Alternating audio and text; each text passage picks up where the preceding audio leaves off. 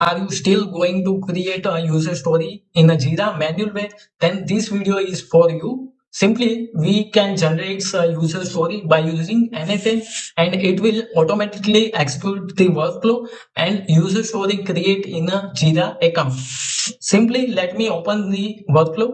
So this is my workflow. I have a simply gives the user prompt, create a Jira story from the Google document requirement. So this is my requirement document, requirement stored in a document file, and I give the simple command from the chat input node, and that command goes to the AI agent node. AI agent node communicate and requirement get from the document, it with a chat model. Then chat model generates the output and send to the our AI agent. AI agent node generates the output and send to the our code node format that output and send that output to the Jira node. That Jira node configure our output JSON code output in our format and create a user story over here. You can see over here user login with a email ID and password.